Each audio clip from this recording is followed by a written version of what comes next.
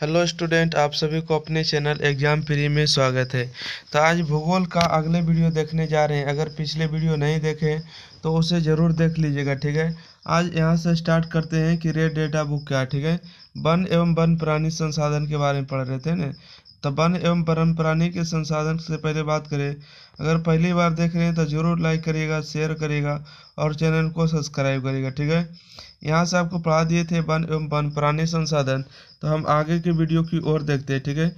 और पिछले वीडियो में नहीं देखे तो उसको देख के जरूर कवर करिएगा, ठीक है। तो चलिए आप देखते हैं कि वन एवं वन प्राणी संसाधन के लिए, ठीक है, रेड डेटा बुक क्या होता है, ठीक है।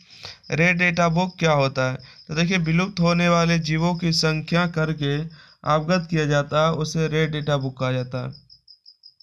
रेड डेटा बुक क्या, एक डायरी है जिसमें पता चलता है कि जितना भी जीव जंतु है ना, वो संख्या विलुप्त हो रहे, संख्या क्या हो रहे, विलुप्त हो रहे, उसको उसका नाम लिख दिया जाता है और पता किया जाता है कि कितना संख्या में थे। बस उसका काम वही होता है। रेड मतलब समझ रहे, लाल, डेटा, डेटा का मतलब आंकड़ा, अब बुक का मतलब किताब। तो लाल किताब में जिसको लिखा जाएगा, समझिए कि वो जो धरती पर खत्म हो चुका, जैसे डायनासोर हो गए, है ना। अब बात करें कि पौधे और प्राणियों के जातियों को चिन्हित कर निम्नलिखित श्रेणी में विभाजित किया जाता है, ठीक है। प्राणियों और पौधे और प्राणियों के जातियों को चिन्हित कर निम्नलिखित श्रेणी में बांटा जाता है। पहला होता है सामान्य जातियाँ, ठीक है। पहले कौन जातियाँ, सामान्य जातियाँ। वे जातियाँ जो जीवित रहने के लिए सामान्य माने जाते हैं, उन्हें सामान्य जातियाँ कहते हैं। जैसे देखिए, पशु हो गया, साल हो गया, ये सब एक प्रकार की क्या है, यानी कि जानवर है, ठीक है। तब वे जातियाँ जो जीवित रहने के लिए सामान्य माने जाते हैं, सामान्य जातियाँ कहलाती हैं। दूसरा है संकटग्रस्त जातियाँ, ठीक है। संकटग्रस्त जातियाँ क्या है, तब ये जातियाँ जिसे विलुप्त होने का खतरा है, उसे संकटग्रस्त जातियाँ कहा जाता है, ठीक है। वे जातियाँ जो से विलुप्त होने का क्या है, खतरा है, उसे संकटग्रस्त जाति कहा जाता है। जैसे देखिए, काला हिरन हो गया, मगरमच्छ हो गया, पूंछ वाला बंदर हो गया, ठीक है। पूंछ वाला क्या हो गया, बंदर हो गया। अगला देखते हैं सुभेद जातियाँ, ठीक है। अगला कौन जातियाँ, सुभेद जातियाँ। तो वैसी जातियाँ जिसकी संख्या लगातार घट रही है, उसे सुभेद जातियाँ कहा जाता है, ठीक है। वैसी जातियाँ जिसकी संख्या लगातार घट रही है, उसे सुभेद जातियाँ कहा जाता है। जैसे बात करें, देखिए, नीली भेड़ हो जाएगा, ठीक है। नीली भेड़ हो जाएगा, एशियाई हाथी हो जाएगा। अगला पॉइंट है कि दुर्लभ जातियाँ क्या है, ठीक है। दुर्लभ जातियाँ क्या है, तो वैसी जातियाँ जिसकी संख्या लगातार कम हो रही है, उसे दुर्लभ जातियाँ कहा जाता है, ठीक है। वैसी जातियाँ जिसकी संख्या लगातार कम हो रही है, उसे दुर्लभ जातियाँ कहा जाता है। अब आगे देखिएगा, स्थानिक जातियाँ क्या है, ठीक है। स्थानिक जातियाँ क्या है, तो वैसी जातियाँ जो प्राकृतिक एवं भौगोलिक सीमा से अलग हो हट कर रहता है, उसे स्थानिक जातियाँ कहा जाता है, ठीक है। वैसी जातियाँ जो प्राकृतिक एवं भौगोलिक सीमा से अलग हट कर रहता है, उसे स्थानिक जातियाँ कहा जाता है। जैसे बात करें कि अंडमान निकोबार, यानी कि निकोबारी जो कबूतर होती है, यानी कि हम लोग को सीमा से बहुत दूर हट कर रहता है ना, अंडमानी जंगली सुअर, ठीक है। अंडमान और निकोबार जाने में करते हैं हम लोग को बहुत सीमा से दूर लगे हुए हैं। तो इन सब जो है प्राकृतिक वैसी जातियाँ जो प्राकृतिक एवं भौगोलिक सीमा से अलग हट कर आते हैं, उसे स्थानीय जातियाँ कहा जाता है। अगला आता है कि लुप्त जातियाँ, ठीक है। आपके एग्जाम में बहुत बार पूछे गए हैं कि लुप्त जातियाँ क्या है, ठीक है। लुप्त जातियाँ, तो वे जातियाँ जो पृथ्वी पर से समाप्त हो चुका है, उसे लुप्त जातियाँ कहा जाता है, ठीक है। वे जातियाँ जो पृथ्वी पर से समाप्त हो चुका है, उसे लुप्त जातियाँ कहा जाता है। जैसे बात करें, एशियाई चीता होगा, गुलाबी सरवाली होगा, बत्तख हो जाएगा, डोगो पक्षी होगा, ठीक है। आगे बात करें कि वन प्राणी के संरक्षण के लिए संरक्षित क्षेत्र, ठीक है। वन प्राणियों के संरक्षण के लिए संरक्षित क्षेत्र, वन प्राणियों को सुरक्षित रखने के लिए सरकार में बहुत तरह के यानी कि उद्योग यानी कि उद्यान चलाया गया, ठीक है। अभ्यारण्य चलाया गया, जैव मंडल चलाया गया। तो उसमें देखेंगे, ठीक है। पहला होता है राष्ट्रीय उद्यान, तो वैसे क्षेत्र जहाँ वन प्राणी की वृद्धि के लिए जंगलों को सुरक्षित घेर कर सुरक्षा दिया जाता है, इसमें बाहरी हस्तक्षेप नहीं होता है। इसकी संख्या भारत में 85, ठीक है। राष्ट्रीय उद्यान क्या होते हैं, तो वैसे क्षेत्र जहाँ पर जो है वन प्राणियों को जो है वृद्धि करने के लिए जंगल को लाकर जंगल मिलाकर सुरक्षित घेर कर सभी को एक स्थान पर रखा जाता है, और उसमें जो बाहरी लोगों का जो हस्तक्षेप होता है, मतलब बाहरी लोगों का हाथ नहीं होना, ठीक है। भारत में इसकी संख्या जो है 85 है। अब बात करें कि बिहार क्षेत्र या अभ्यारण्य क्या है, ठीक है। बिहार क्षेत्र या अभ्यारण्य, बिहार क्षेत्र या अभ्यारण्य तो वैसा सुरक्षित क्षेत्र जहां वन जीवों को लाकर सुरक्षित ढंग से रखा जाता है।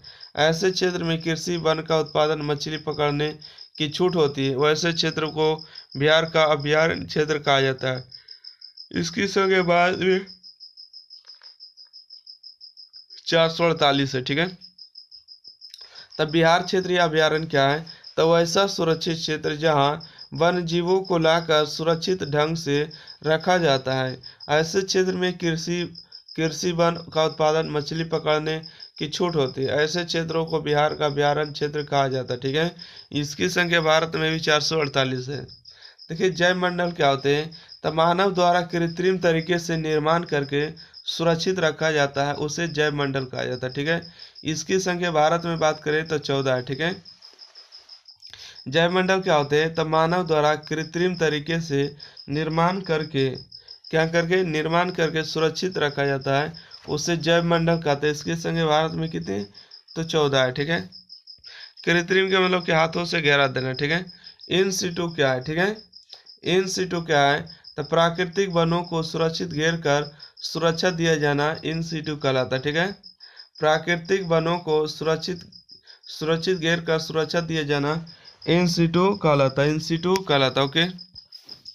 अगला देखिएगा, एक सीटू किसको कहते हैं, एक सीटू आपके एग्जाम में पूछे गए इसलिए VVI लगा हुआ, ठीक है। एक सीटू क्या है, तब वन एवं वन्यजीवों को कृत्रिम आवास मिलाकर सुरक्षित रखा जाता है, उसे एक सीटू कहते हैं, ठीक है। वन एवं वन्यजीव को जो कृत्रिम आवास होते हैं, आवास के मतलब घर, ठीक है। आवास का मतलब क्या होता है, घर। अब कृत्रिम का मतलब जो मानव ने बनाया है उसे कृत्रिम कहते हैं, और जो मानव ने नहीं बनाया उसको प्राकृतिक कहते हैं, ठीक है। तो वन एवं वन्यजीवों को कृत्रिम आवास लाकर जो है सुरक्षित रखा जाता है, उसे एक सीटू कहते हैं। देखिए भारत में 14 जैव मंडल है और राज्य है, और इसकी संख्या फिलहाल में बढ़ाई भी गई, ठीक है। तो आपके एग्जाम में इतना ही पूछा जाता है जो कि इंपॉर्टेंट है, ठीक है। तो आइए पहले देखिएगा, नीलगिरी कौन सा राज्य में है, तो नीलगिरी जैव मंडल क्षेत्र कहाँ है, तो तमिलनाडु में भी है, केरल में भी है, और कर्नाटक में भी है, ठीक है। तो याद रखना होगा कि नीलगिरी, ठीक है, नील मिला कल मिला यानी कि कन था, ठीक है। याद रखिएगा अपना ट्रिक बना के जिस भी तरह से रखते, तो नीलगिरी हो जाएगा, तमिलनाडु हो जाएगा, केरल हो जाएगा, कर्नाटक होगा। नंदा देवी बहुत बार पूछा जाता है, ठीक है, हर एक एग्जाम में। नंदा देवी जैव मंडल क्षेत्र कौन राज्य में, उत्तराखंड में, ठीक है। नोकरेक भी देखिए पूछा जाता है मेघालय में, ठीक है। नोकरेक कहाँ है, तो मेघालय में, नोकरेक मेघालय में। यानी कि मानस कहाँ है, तो असम में, ठीक है। मानस जैव मंडल क्षेत्र कहाँ है, तो असम में हो जाएगा। अगला देखिएगा, सुंदरवन कौन सा राज्य में है, अभ्यारण्य, तो पश्चिम बंगाल में, ठीक है। सुंदरवन अभ्यारण्य कहाँ है, तो पश्चिम बंगाल में। मनार की खाड़ी कहाँ है, तो तमिलनाडु में, ठीक है। मनार की खाड़ी राष्ट्रीय उद्यान कहाँ है, तो तमिलनाडु में। ग्रेट निकोबार कहाँ है, तो अंडमान निकोबार द्वीप समूह में, ठीक है। सिमलीपाल जैव मंडल कहाँ है, तो उड़ीसा में, ठीक है। सिमलीपाल राष्ट्रीय उद्यान कहाँ है, तो उड़ीसा में, ठीक है। देखिएगा, डिब्रू सैखोवा कहाँ है, तो असम में हो जाएगा। डिब्रू सैखोवा जैव मंडल कहाँ है, तो असम में होगा, ठीक है। अगला देखिएगा, दिहंग दोहंग, ठीक है। दिहंग दोहंग जो है राष्ट्रीय मंडल कहाँ है, तो अरुणाचल प्रदेश में होगा। कंचनजंगा कहाँ है, तो सिक्किम में होगा, ठीक है। कंचनजंगा कौन सा राज्य में है, तो सिक्किम में होगा, ठीक है। अगला बात करें कि पंचमढ़ी, ठीक है। पंचमढ़ी कहाँ है, तो आपका हो जाएगा मध्य प्रदेश, ठीक है। यानी कि अगरतला माई कहाँ होगा, केरल में होगा। अमरकंटक कहाँ होगा, मध्य प्रदेश में होगा, ठीक है। तो आपको इतना जो है 14 को लिखा गया है, इसको जरूर याद करिएगा, ठीक है। अब बात करते हैं कि जैव अपहरण क्या है, ठीक है। जैव अपहरण क्या है, तो देखिए एक जीवों के शरीर से जीन को निकालकर दूसरे जीवों में डाल देने की प्रक्रिया को कहते हैं जैव अपहरण, ठीक है। उम्मीद है समझ गए होंगे कि एक जीवों के शरीर से जीन, जो बीच वाला जो होता है ना, मान लेते हैं कि आपका शरीर का इम्पोर्टेंट हिस्सा क्या होता है, आत्मा होता है। आपके आत्मा को निकाल के मरे हुए शरीर में अगर आत्मा को डाल दे तो वो जिंदा हो जाएगा, है ना। तो सोचिए कि एक जीवों के शरीर से जीन जीन को निकाल कर, मेन जो इम्पोर्टेंट होता है जीन को निकाल कर दूसरे जीवों में डाल देना की प्रक्रिया को कहते हैं जैव अपहरण, ठीक है। जैसे कि भारतीय बासमती धान के जीन को निकालकर अमेरिका वाले ने अपने धान में डालकर पूरे विश्व स्थल पर बेचने लगा। बोलने लगा अमेरिका वाले ने कि मेरा धान अपना है, ओरिजिनल है ना। समझ गए जैव अपहरण क्या है? एक जीवों के शरीर से जीन को निकालकर दूसरे जीवों में डाल देने की प्रक्रिया को जैव अपहरण कहते हैं। जैसे कि भारत के बासमती धान को अमेरिका वाले ने अपने धान में डालकर पूरे विश्व स्थान पर बेचने लगा। अब आगे देखते हैं कि हॉट स्पॉट क्या है, ठीक है। हॉट स्पॉट क्या है, एग्जाम में पूछे जाने वाले प्रश्न। देखिएगा, देश के वैसे प्रजातियां जो केवल और केवल हो और वैसा जीव कहीं नहीं हो, उसे हॉट स्पॉट का देखे। हॉट स्पॉट क्या है? तो देश का वैसे प्रजातियां जो केवल और केवल भारत में ही पाया जाता है, ठीक है। केवल और केवल भारत में, यहाँ पर लिखेगा भारत में, ठीक है, भारत में ही पाया जाता है और वैसा जीव कहीं नहीं पाया जाता, उसे हॉट स्पॉट कहते हैं, ठीक है। बात करें समुदाय और वन संरक्षण, ठीक है। समुदाय और वन संरक्षण क्या है? तो देखिएगा, समुदाय और वन संरक्षण तो अत्यधिक मात्रा में रासायनिक दवा खेतों में कम डालना चाहिए, ठीक है। अत्यधिक मात्रा में रासायनिक दवा खेतों में कम डालना चाहिए। ग्रामीण परिवेश में अधिक मात्रा में वनों का रोपण एवं वनों का कटाव पर रोक लगाना चाहिए, ठीक है। ग्रामीण परिवेश में अधिक मात्रा में वनों के जो है रोपण एवं वनों की कटाई पर रोक लगाना चाहिए। गांव में वन को रोपने बोलना है और पेड़ को काटने बोलना है, ठीक है। तीसरा पॉइंट आता है आपको कि वन का बचाव करने के लिए वैसे स्थान पर घर का एवं मकान बनाना चाहिए जहां पर पेड़ पौधे नहीं हो, ठीक है। वनों का बचाव करने के लिए वैसे स्थान पर घर वन एवं जहाँ पर जो है पेड़ पौधे नहीं हो, ठीक है।